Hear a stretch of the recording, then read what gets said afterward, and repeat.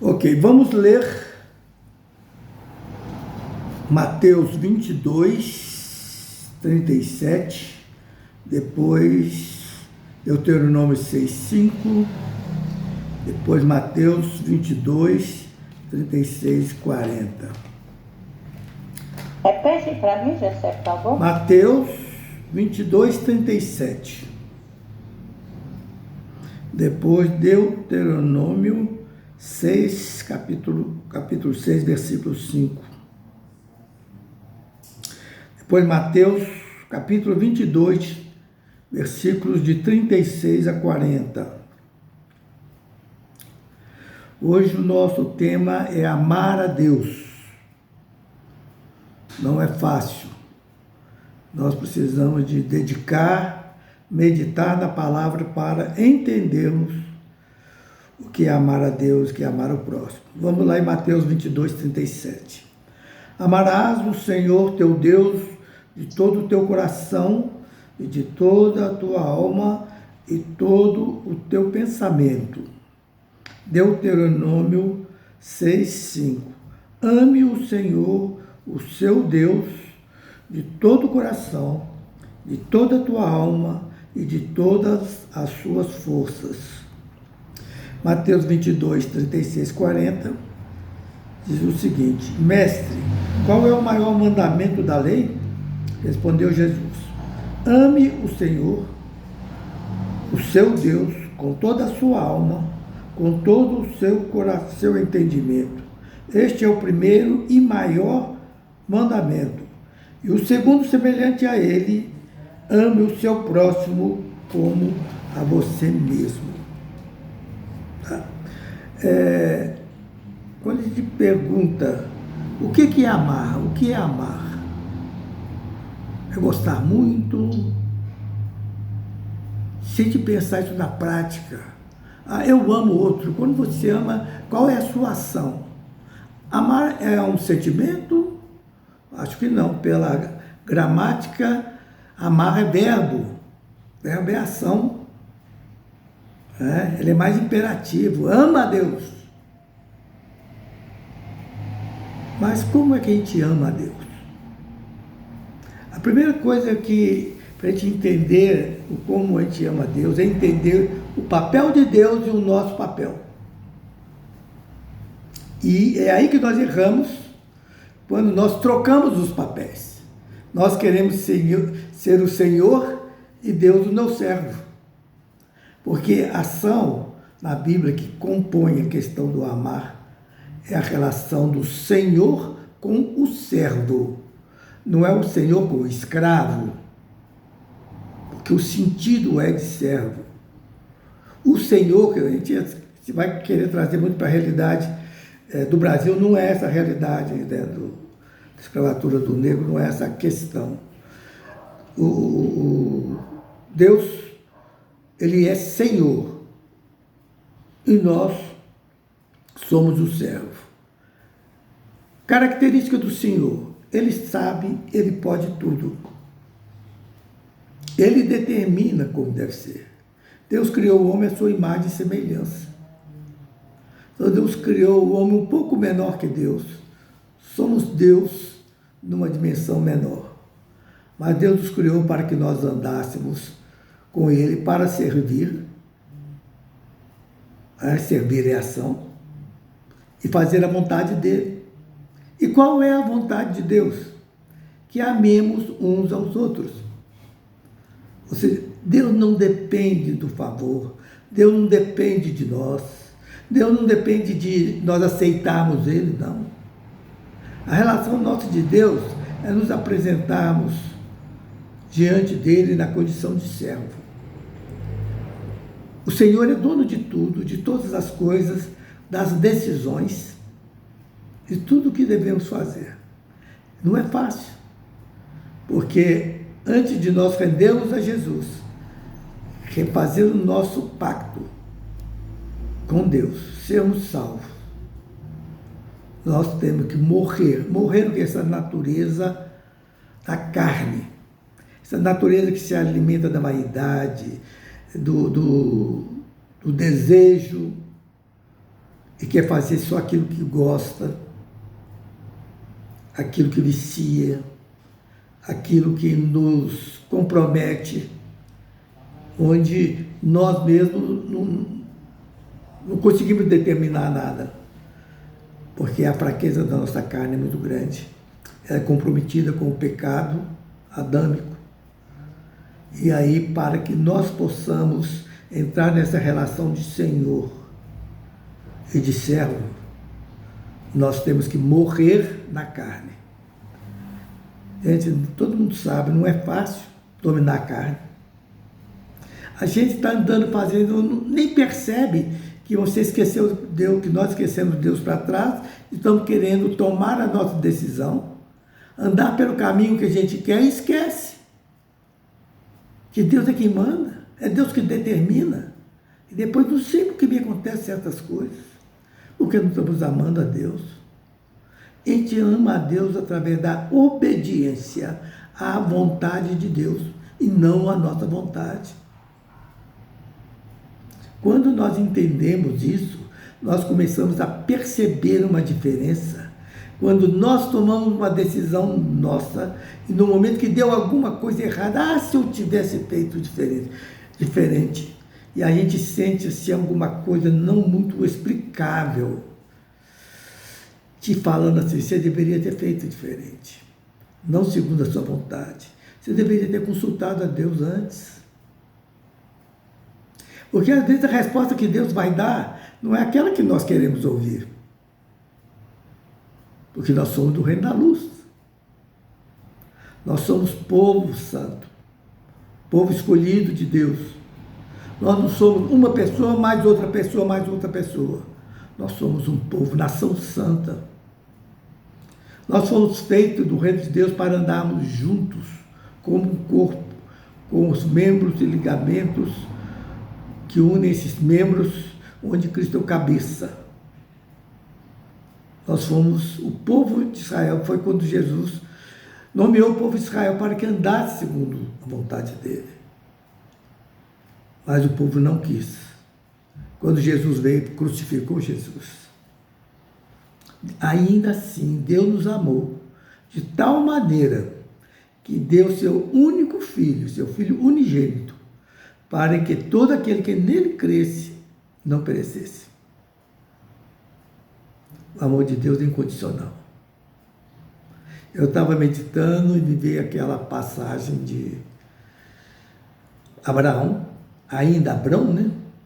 Levando o filho de Isaac para ser sacrificado. Vai, sobe o monte e sacrifica. Se Deus pedisse um filho nosso, talvez ainda jovem, que levasse e sacrificasse, qual seria a reação nossa? Quando Deus leva o filho nosso, só quem não tem mais o filho, talvez que consiga entender, sentir o que é perder um filho. Mas Deus ofereceu, chamou Abraão e falou, leva, vai lá e sacrifica. Abraão foi porque ele amava a Deus. E talvez lá no fundo ele entendesse que Deus me pediu, mas que Deus é bom, que Deus, na última hora, teria uma alternativa como teve. Mas Deus queria saber até onde iria o amor de Abraão com Deus. E Deus nos prova assim também. Ah, mas eu não consigo ouvir Deus. Quando a gente quer fazer uma coisa e quer fazer do jeito da gente não quer ouvir ninguém. Se alguém dá um palpite, você não ouve também. Porque o nosso eu é grande. Nós queremos amar a nós mesmos. Nós queremos amar a nós mesmos. E não percebemos que nesse momento o Espírito de Deus está intercedendo por nós. Tentando nos trazer para ouvir a voz dele. De vez em quando eu passo por umas situações dessas que eu começo a querer pegar um caminho diferente de Deus e eu falo, não, mas... E eu fico orando, Deus, mas qual é o caminho? Até eu senti, Deus falou assim, o caminho não é o que você quer. Não preocupe. Não preocupe com o que vai acontecer. O importante é você obedecer agora. Sem condição, sem saber para quê. Mas nós queremos ter o controle das coisas. E para isso nós deixamos de fazer a vontade de Deus, de amar a Deus.